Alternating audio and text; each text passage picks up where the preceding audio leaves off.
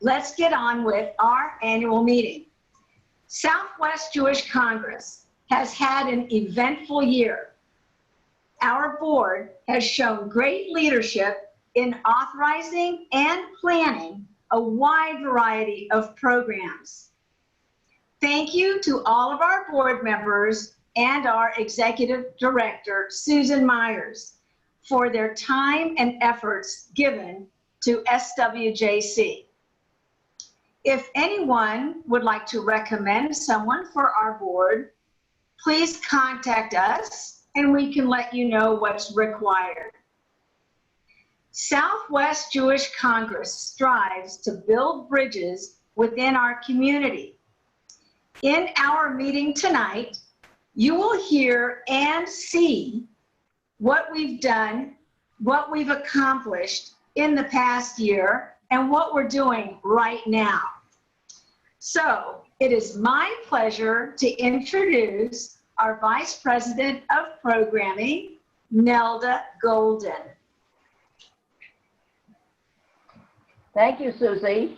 Hi, everybody. Hopefully we'll be able to meet in person in the not too distant future. But tonight we're with you in this fashion and we hope you enjoy the evening.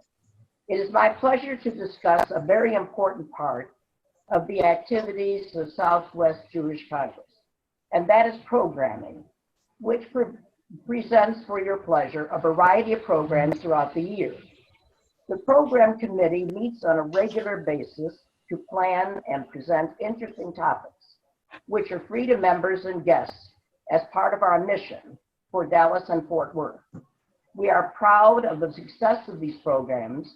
Some we do alone, and some in partnership with organizations such as the Dallas Holocaust and Human Rights Museum, Hadassah, and the University of Texas at Dallas.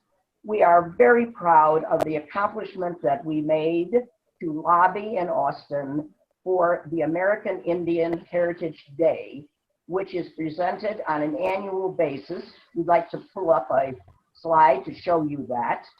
And it occurs, there you go, it occurs every year at every last Friday in September. And it's recognized by the state of Texas to celebrate American heritage and culture across public and private sectors.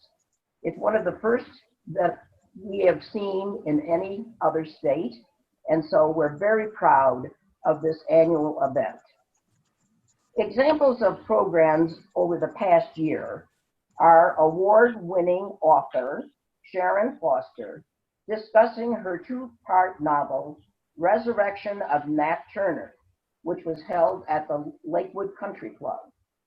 Who is behind BDS, an anti-Israel campaign around the world, presented by Becca Wertham, managing editor of NGO Monitor, a Jerusalem-based research institute. She spoke all over the world about the problems that are occurring in this area, which are very serious. We then had a film screening called Downland, a story of American government agencies, believe it or not. Some years ago, they removed Native American children and placed them with white families many years ago. And the screening was absolutely amazing. One that was held at the Studio Movie Grill here in Dallas. We also presented a series on the horrors of human trafficking, and that Dallas is #1 in the country, still having that terrible title. It is my pleasure to introduce Scott Butnick, board member, to tell you of what we have in place for the future. Scott?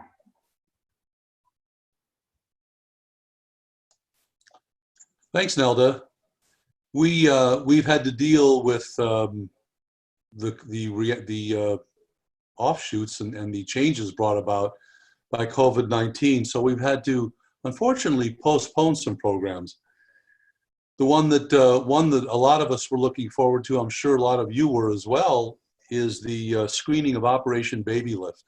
Operation Baby Lift, The Lost Children of Vietnam, is a movie that was made about rescuing children from the Vietnam War. And I know personally, as I as I prepared for it and pondered viewing it, it was evocative of the Kinder transport from World War II from Europe that occurred. And we're looking forward to the opportunity at some point in the future. It's not scheduled yet, but at some point we hope to be able to bring that to you. We've also had to postpone the reunion of past award recipients. This is a terrific networking opportunity, an opportunity for us to garner ideas and share thoughts with past recipients of the series of awards that we bring forth. The Texas-sized event will be held in 2021 at a date to be determined. We will be asking for nominations for our awards for that event shortly. And now I'd like to invite you to join me in a brief moment of silence for all the family members and friends that we've lost and those deaths that were brought about by COVID-19.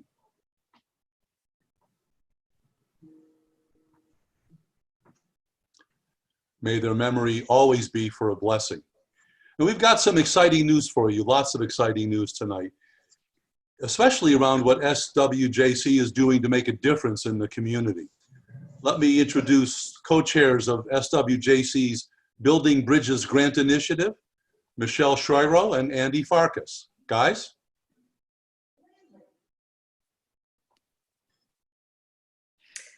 This is Michelle Schreiro. Can everybody hear me? Yes. Yes, okay. I, along with Andy Farkas, served as co-chair of the Southwest Jewish Congress Building Bridges Grant Committee. This is the second year of our grant program, and this year the board authorized up to 8 grants in the amount of $2,000 each to worthy nonprofit organizations in the Dallas area. The response was completely overwhelming. We received 52 applications from well-deserving organizations. The committee spent a lot of time reviewing each and every application, and we had some very difficult decisions to make. So we awarded 8 grants this year, and I will present the first 4, and then my co-chair, Andy Farkas, will present the next 4. So the first recipient is Bonton Farms. Could I have the slide, please? There we are. Bonton Farms services a food desert in Dallas. Our grant allowed them to purchase 3 milking goats, which will provide ongoing nutrition in the community it serves. The next one is Deba's Career NT, and that's Believe in Yourself. Our grant paid for literacy assistance for an online tutor in English for seniors, 50+ Hispanic adults, enabling them to successfully take the U.S. citizenship exam. The third grant recipient was the DME Exchange of Dallas.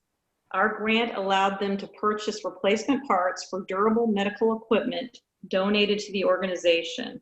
The parts are then used to restore hospital beds, wheelchairs, and commodes, which are then provided to those in need at no cost whatsoever.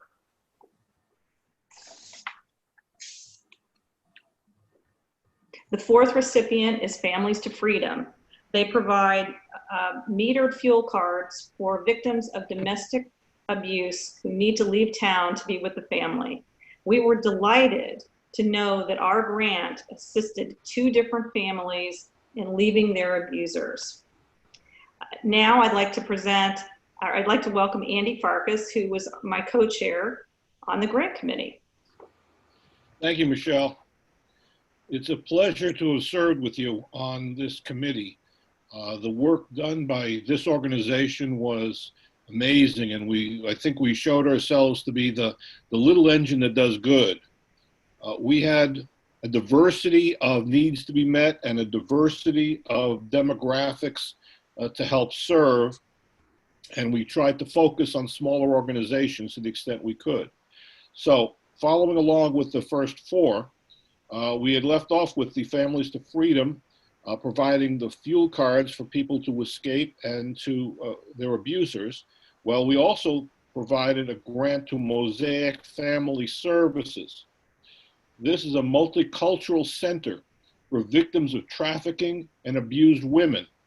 And so that is the other half of the circumstance involving people who've been abused.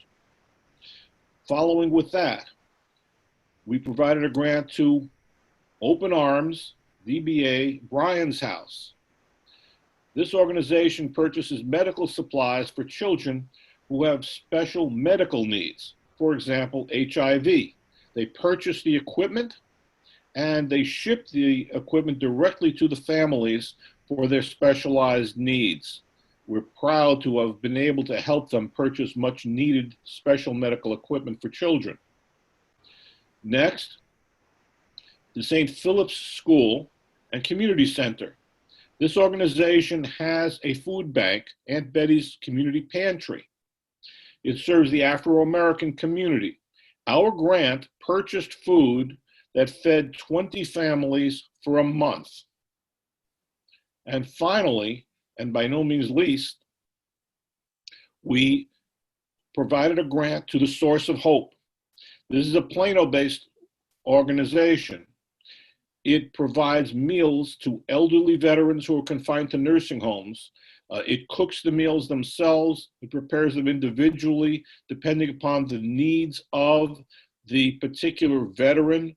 For example, certain types of soft foods or foods that don't have salt or various things like that. And they provide them to veterans and do so when they're confined to nursing homes. So you can see from the 8, we met our goal of a diversity of needs to be met and a diversity of communities to be served, and we're proud to have done this. We hope to continue this in the future. Now, it's my privilege to introduce Cindy Ray. Cindy has created or thought of and then was authorized by our board to create a humanitarian program uniquely designed for the pandemic that we are currently in the midst of. Cindy. Thank you very much, Andy. And hello, everyone. I'd like to share a story with you. Roughly 2 months ago, after we all went into shelter in place, I knew I needed to find some way to help. By trade, I'm an event planner, and as I'm sure you can imagine, my business went away in a puff of smoke. So did the businesses of most of my associates in the catering industry. Organizing and putting people together brings us joy. Thinking about this was when I had my light bulb moment. I went to my husband and told him I wanted him to hire a catering company to feed our first responders at the fire station, police station, and medical center in our neighborhood. Just like you, I was in awe of how they stepped up to take care of our community. I wanted them to know I was so grateful for their service. In the back of my mind, I'd like to think it was my guardian angel, I heard the words, "You're not thinking big enough." I went to my fellow board members and friends at the Southwest Jewish Congress with an idea. Let's pivot the buzzword of today's world by helping our first responders while putting a caterer back to work catering meals. Let's do it through our nonprofit organization so the wonderful donors who wanted to help, just like I did, could make their donation tax deductible to the full extent allowed by law. The next stop was a phone call to Kim Whiting, owner of Having a Ball Catering and Food Truck. This woman has a huge heart. I wanted to make sure we could provide a nice meal, individually packaged in a microwave-safe container with the silverware packet, along with a bottle of water to keep our first responders hydrated, and a chocolate candy for dessert. I held my breath while I told her I needed to do the whole thing turnkey for just $10 per person, including delivery. I was expecting this kind and caring woman to say, "There is just no way." To my surprise and delight, she said, "I'd love to help." Now I went back to the board of the Southwest Jewish Congress. This small but mighty group of caring individuals who are philanthropic and community-minded voted unanimously over a Zoom call to adopt the program, which would be called SWJC, Building Bridges, Feeding Heroes. Most organizations would take days, if not months, to implement a program like ours. And we were on our way in just 1 hour. The plan was to give every dollar to feed first responders. This meant the Southwest Jewish Congress would have to agree to pay for all of the administrative costs, to include credit card fees, stickers for the meal boxes, professional graphics, and so on. This great group of individuals I am honored to serve with not only agreed to pay for all the costs of the program, they also wanted to have skin in the game and approved a $2,000 grant to springboard this initiative so we could start feeding the first 200 frontline workers right away. We were cooking with gas, as they say, and we were gaining traction with our first donation on April the 9th. If the virus can spread like wildfire, then our love and compassion can too. Individuals were so generous and supportive of what we were doing. To date, in just over a month, we have fed over 1,200 first responders. Then, if that wasn't enough, Kim with Having a Ball Catering came to me. She said she'd heard of neighbors of ours who had lost their jobs and were hungry. This led to phase 2, Building Bridges, Feeding Neighbors in Need. We need your help now to continue this very worthwhile program. All you need to do is go to swjc.org and click on the donate button to make a real difference. For those of you who have already donated, you have our sincerest gratitude and appreciation. One of our next stops will be to feed our neighbors at Bonton Farms. And in just a few minutes, you will be hearing from the wonderful Darren Babcock on what a difference a year makes. It is now my pleasure and my privilege to introduce our wonderful Executive Director of the Southwest Jewish Congress, Ms. Susan Myers. Thank you, Cindy. Hello, everyone. I'm so glad you joined us. One of the highlights this evening is to introduce our incoming officers and board. It is a privilege to work with such an amazing group of men and women who actively build bridges throughout our community. The SWJC leadership met and present to you for approval the incoming 2021 slate of officers and directors. Our slate of officers include President Susie Southfield Avenary, founding chair and our treasurer, Harry Ploss, immediate past president, Jonathan M. Spiegel, vice president of fundraising, Cindy Ray, vice president of programming, Nelda Golden, vice president community relations, Rose Marie Stromberg, secretary, Marla Greenberg Janko.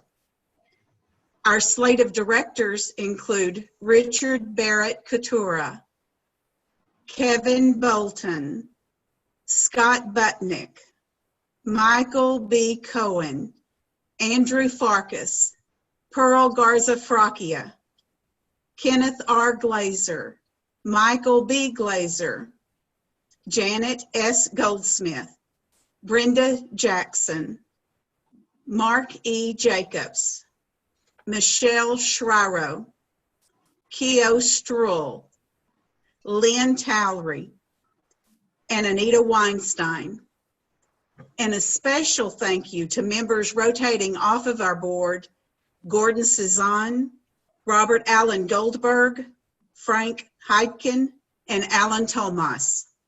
I appreciate each and every one of you, and I look forward to what we accomplish in the coming year.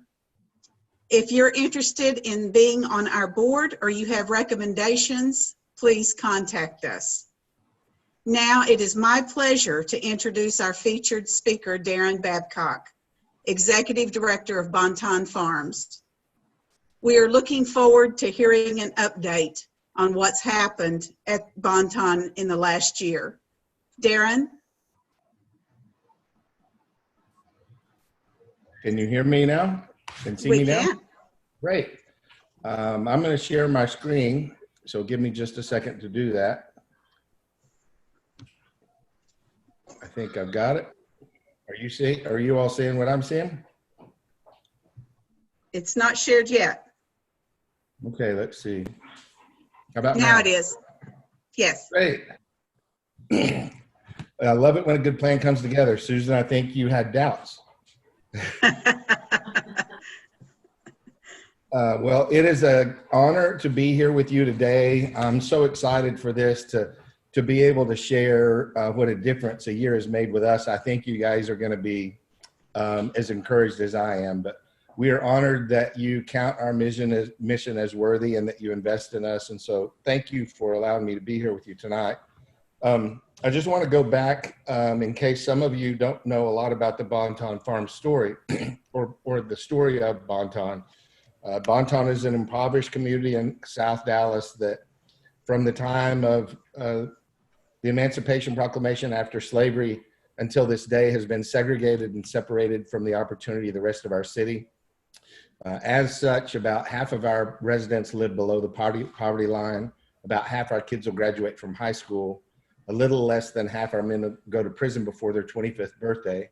And 80% of our children are born to unwed mothers.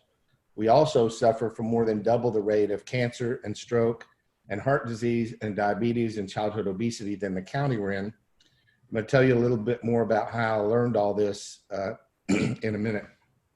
As I mentioned, Bonton was started under very difficult circumstances as our community started to thrive when Dallas City Center was forming. People from our neighborhood started building encampments closer to downtown, and those encampments were bombed. And the first name of our neighborhood was actually Bombtown. Wasn't till later that they changed the name from Bombtown to Bonton. The mayor, in order to try to fight for the bombings to stop, his idea was to demand public housing so they could keep people where they were. And so Bonton received 2 public housing developments, Turner Courts and Rhodes Terrace. When I got introduced to Bonton, I got introduced to meet with a group of men from our neighborhood that were returning home from prison and trying not to go back. And the thing that they would say to me over and over again is that if they just had an opportunity to work, that they thought they could make it, that they could get their life on track. So Bonton Farms' first effort was not a farm. It was actually trying to help provide jobs for people. Almost immediately after starting that work, the people I was working with started calling in sick. And I would always say, look, you can't do that. If you want a job, you have to be dependable, which means you have to show up. And what I didn't know was that the people weren't sick like I was sick when I would call in from a cold or the flu. They were from the health statistics I talked about earlier. They were chronically ill and they weren't going to get better.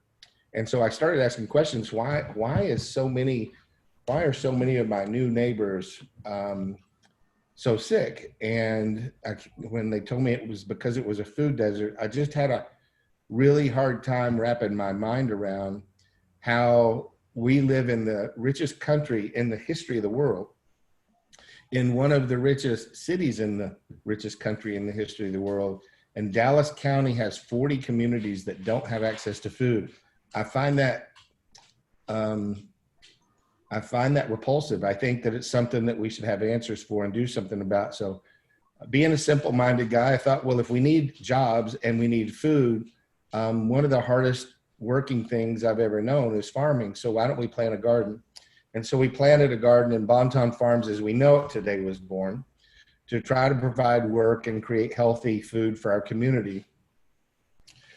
This is what our farm looks like. I found out one thing is when people give you land, they don't give you good land. And so this was This was the land that we got from the city to try to do our little experiment of Bonton Farms at. And that's what it looked like when we started. And this was the picture of what it looks like today. So great progress thanks to friends like you all. What a difference a year's made. Last year in November, at the end of 2018, we opened a market at Bonton Farms, which is a restaurant and neighborhood grocery market. And so this was another way for us to get fresh food into the market. And that opened in November of 2018. And until the recent pandemic was doing great. In 2019, the market at Bonton Farms got voted one of the best 8 new restaurants in all of Dallas. And so we're really encouraged and excited by that. This was the house next door to the market. One of the families that we were able to help through our work, we were able to buy that from them, and we turned it into a coffee house and a farmer's market. And this is what it looks like today. And we have a special guest in this picture is Miss Laura Bush, who came to visit it as well. This is the farmer's market. This is my wife and I standing out in front of the farmer's market the day we opened. It's right next to the coffee house. 2019, we launched a private school for the most socioeconomically challenged kids in our neighborhood. We have a subset of children that have everything stacked against them. And the King's Academy is a private school where we scholarship in the kids that are facing the most difficult circumstances of all. And with a chance and belief that if we invest in them more deeply, they're just as valuable as anybody else. And in that investment, we'll make great future leaders and citizens. This is a picture of them in their classroom. We also launched a housing business. We have a really innovative, affordable housing model. One thing I would just share with you, you know, we work with people that are coming out of really difficult circumstances, from incarceration to substance abuse, domestic abuse, homelessness, human trafficking, and the like. And we have people that we're trying to encourage to go to work and to become self-sufficient. And one of the real challenges that we face is before the pandemic, wages were about $11 an hour. Starting wages were about $11 an hour on average. Average rent in our part of town is $1,240 a month. So if you do the math on that, it doesn't pan out. How do you work full time and try to live when you can't even afford a roof over your head? So we started trying to solve for these problems. And what you see in this picture is a 1,200 square foot home here. That was I don't know why that number's wrong. I must have, but it's a 1,200 square foot main home, and a family lives in that can pay at least $700 a month. In the back are 300 square foot studio apartments. So somebody making $9 an hour can afford to pay rent there. That rent times 2 pays the mortgage for the family in the front. So all they have to do is pay taxes and insurance, which in our neighborhood's about $700 a month. And we're creating wealth and home ownership through the front. And the people in the front are actually providing affordable housing that is actually affordable for starting wage earners right out of the chute. So that's a new thing. We just built our first one in 2019. So that's what a difference a year makes. And it's interesting, Susan, you and I had a talk, and you called because this was all being finalized, I guess, after the pandemic had launched or had happened. And you said, so under the current circumstances, are you sure you still want this $2,500 for 3 goats? Help me understand the value of goats. And it is true that we milk them and they provide milk for the farm. But this is a picture of Matthew. One of the homeless ministries that we work with brought Matthew to us because he was hurting himself and had been living under a bridge in our city for 15 years. He's got mental illness, and his people that he stayed with were taking his medicine, and so he was smoking crack to try to provide medicine for himself. He'd become addicted to that, and Matthew was at the end of his rope and trying to take his own life. And so they brought him to us and said, look, we don't know if you can help him or not, but it's kind of our last effort. And if he doesn't make it, he's going to die anyway. So will you give Matthew a try? And so we let Matthew move into one of the pallet shelters, another little affordable housing thing that we're trying on the farm.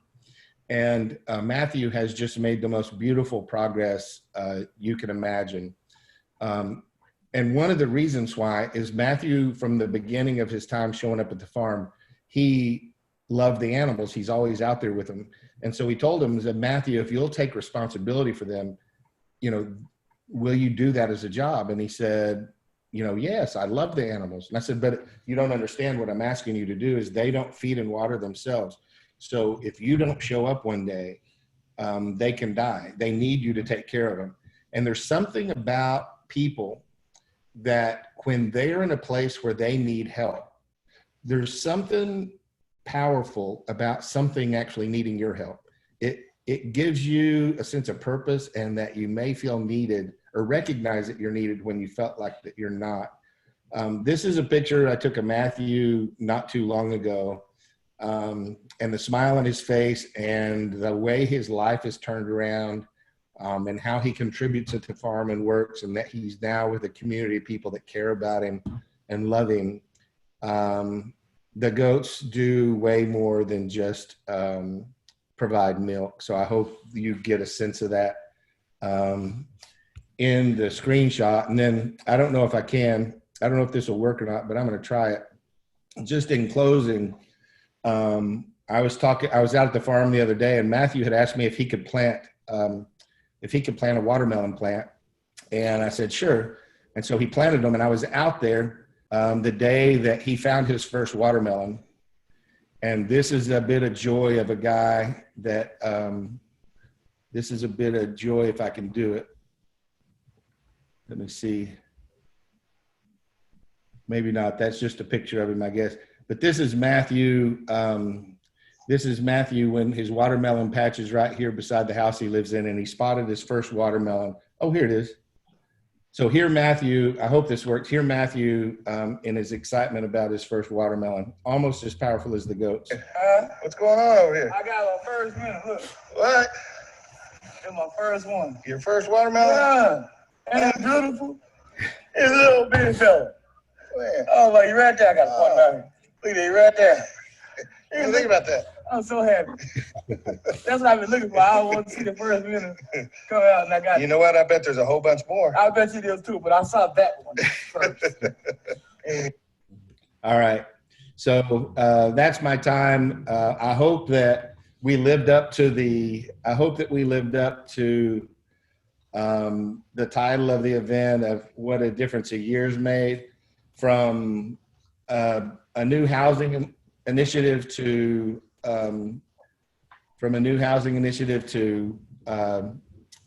to a school opening, to a market and cafe opening, to a coffee shop opening, to a farmer's market opening, and to the purchase of 3 goats, thanks to you. We are very grateful. So thank you again. Thank you so much, Darren. We really appreciate you being with us this evening. If you want to stick around, we are going to open up later for everybody to talk to each other, and they may have many questions for you. Okay. Now, Susie, would you like to close the meeting? All right. Thank you very much, Darren. We're very grateful to you and for all that Bonton Farms does for your community every day. Remember, everyone, we are including Bonton Farms in our Feeding Neighbors program soon. If you would like to donate to Feed Heroes or Feed Neighbors, please go to our website, SWJC.org. We've served over 1,200 meals so far, but we still need your support to keep up the momentum. I think, as you can see, Southwest Jewish Congress has had a busy and meaningful year. We have truly built bridges within our community. Thank you to our members for joining our organization. If anyone would like to join, it's $50 for an individual membership and $75 for a family. We know that the business meeting has now finished. We hope that you've really seen what we can do and what we have done. And although you probably might want to leave, we will open up the meeting. We hope we can do it and open up the videos and the sound so that you can see each other and chat and visit for a while. So thank you everyone again for attending the Southwest Jewish Congress annual meeting.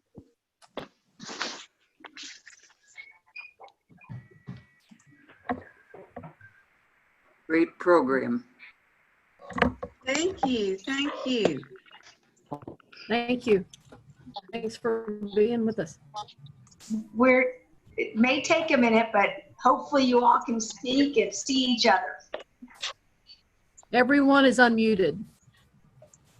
And we are Great. starting to do this. Well, this is Claudette Lohr, and I would like to say that I have been to Bonton Cafe on a couple of occasions and even went with a group of ladies down there for lunch. And we had the best homemade pimento cheese sandwiches and fried green tomatoes that I have ever put in my mouth. Plus, another time I had fried catfish and greens grown on the farm. So it's just like mom's home cooking.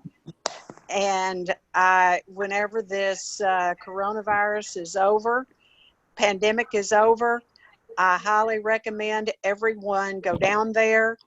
I have been going to the Bonton area since the 80s, 90s, and they have done an amazing job of cleaning that area up. And I do not feel afraid whatsoever when I go down there. And everyone is so kind and nice. And so I just want to put in that plug for the cafe. Thank you. Thank you. You're welcome. Thank you for sharing that. I'm sure Darren's glad to hear a good report. Susie? Does any? Yeah, I have a question. Okay. Go ahead. Susie, Susan, and Darren, do you guys have, or can you get us a specific, perhaps, list of days, times, places that we can volunteer, or somebody that might want to do hands-on work to volunteer can come see you? Because I'm very into hands-on things. Yes. We need that. In fact, there was an article that came out just this evening in Dallas Morning News that they were interviewing one of the ladies that works at our farm. And they were asking her questions about how the pandemic's changed. Now, mind you, this is a lady that was displaced because she's been through a lot in her life. And on top of that, was displaced with Katrina happened and has been homeless since. And to her, Bonton Farms is like everything. And they were asking her, you know, what has changed since, or what she thought about the pandemic. And she said, oh, honey, I've been through worse than this. We're going to be fine. She said, well, how has it affected the farm? And she said, well, we don't have any visitors anymore. We used to have help and we had people come out, and the farm is like a ghost town. And so she's not so worried about things changing because she's a survivor and a fighter. But she misses the company of people coming out and helping and showing their support and love. Yeah, I'll connect through Susan, and we will send emails to everyone. yeah. Great, thank you. Any other questions? This is Susan, this is, okay. Yes, go ahead. Barbara Lynn, you go first. Yes. Hi, Darren. I'm Barbara Lynn. I'm a federal judge here in Dallas. So I have two questions. One, if you could explain how you personally got involved in the Bonton area. And secondly, I love the fact that you were motivated in part by providing employment to people coming out of prison. If I could change one thing about my job, it's that I could guarantee that to people on the other side, because they come out of prison, they serve their sentences for the wrong they've done, and then we just expect them to just make their way when most businesses won't hire them. So I'm very interested in that. If you could just fill in the blanks on both of those. Thank you very much for all you do, Darren. Oh, my pleasure. Thank you, Judge. I got involved because a friend of mine had a prison ministry, and he was going into the prisons and talking to people. And one of the gentlemen that he was visiting inside was up for parole and got paroled out, and he happened to be from the neighborhood of Bonton. And so he promised to keep that relationship alive and well. And so he started coming here to visit 9 years ago. He had to meet him at the floodgates of our neighborhood and escort him in. You couldn't come in this neighborhood if you weren't from here. And so they started that, and there happened to be another 5 or 6 guys from our neighborhood that had recently been released from prison too. And so he just asked people to come down and start joining him. And I came down. I had been through some things in my life. I just celebrated my 18th year of sobriety. And when I had given up on myself, my family didn't. And so they carried me through a time when I couldn't carry myself. And those men were lacking that. Right? They were fighters. They were still standing, but they just didn't have people like them that could carry them through their most difficult time. So I felt like that was my place. And I moved here 8 years ago to try to learn more about that. And that's where I've learned, Judge, to your point, they don't just get the opportunities. I'm not sure how it is on a federal, but the people that come home from state prison, most of the time don't have a valid ID or driver's license. It's expired while they've been in. They also usually have local legal issues when they come back to the city and county that they were arrested in. Those things still are pending, and so they have warrants for their arrest.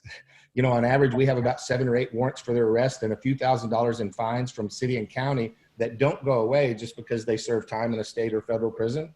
And so they couldn't even get a job. They can't apply without an ID or license. So they're in a hole in many ways. And so we work with them to do housing, transportation, job preparedness, professional licensed trauma counseling, financial literacy. I mean, you know, there's a lot to that healing circle of things. It's not just a job. In fact, if you just did a job, most people would fail because there's just so much other work to be done. And so we do all that from legal remediation, driver's licenses, family remediation. Most of them, when they're in prison, their families fall apart. Economics, when economic situation changes, that usually heals that a bit. But to me, the one thing I would argue, it's got to be a comprehensive list of things, and that's what we try to do, because just one thing like a job's not enough. Well, thank you very much for all you do. Thank you. Anyone else with any questions? This is Claudette Lohr one more time. Darren, could you speak to the fact that you have 40 acres in Seagoville where you raise vegetables and sell at the farmer's market? And when will that start and people go down and purchase from you? Yes, Thank ma'am. you. Yes, ma'am. We opened a 40-acre farm about 4 years ago. 4 years ago. And we sell at the Dallas Farmers Market every Saturday.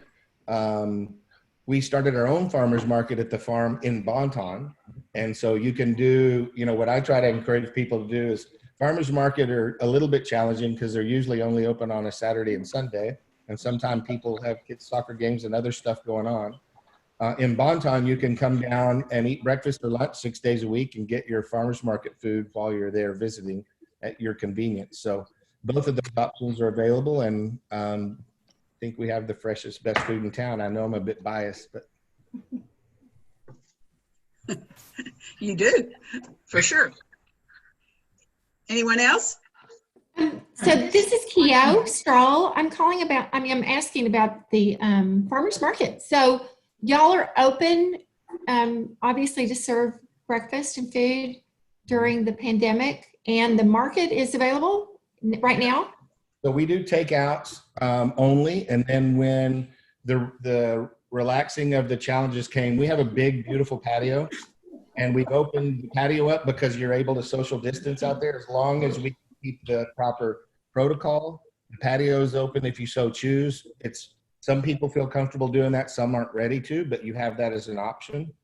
And while you're there, you can either call in or email in your order for your produce. We've got a produce list that's on our website at www.bontonfarms.org. And we update it every week with what's fresh from the farm. And we've also started carrying, a lot of people are not comfortable going into the grocery stores where it's almost impossible to social distance, and where, you know, there's been lines and a lot of outages. So we've started carrying not just the food that we sell at the farm, but a list of staples as well. And so my wife breaks that down about what grocery items we have versus what we grow at the farm, so you can tell the difference, so that you can place your grocery order. And if you're within 10 minutes of Bonton Farms, we'll deliver. So you can get your farm groceries delivered to you as well. Great to know. Thank you. Anyone else?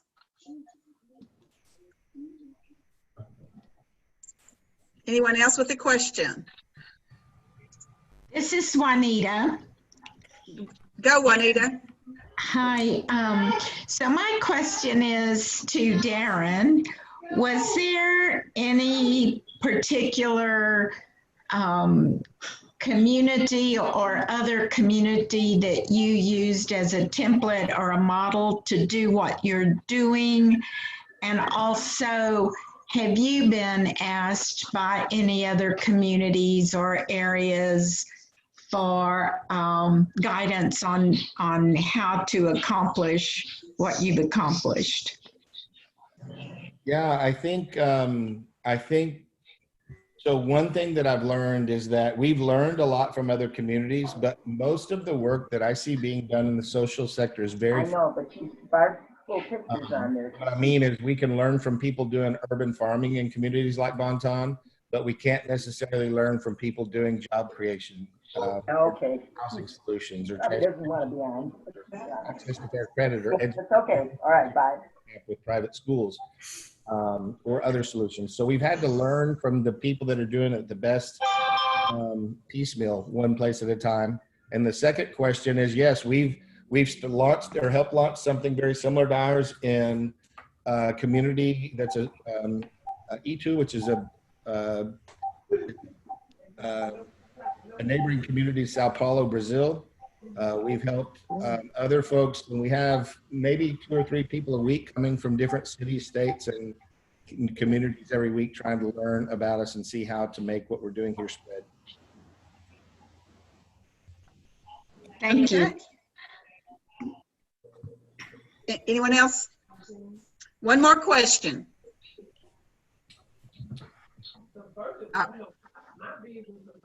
All right. If that is it, then thank you so much, Darren. We appreciate you very much and everything that you do. It's such a joy to see you and hear the story. Thank you. Okay, we'll be in touch about feeding neighbors. All right. Good night, everyone. Thank you for joining us. Good night. Good Good night. Bye. Thank you very much.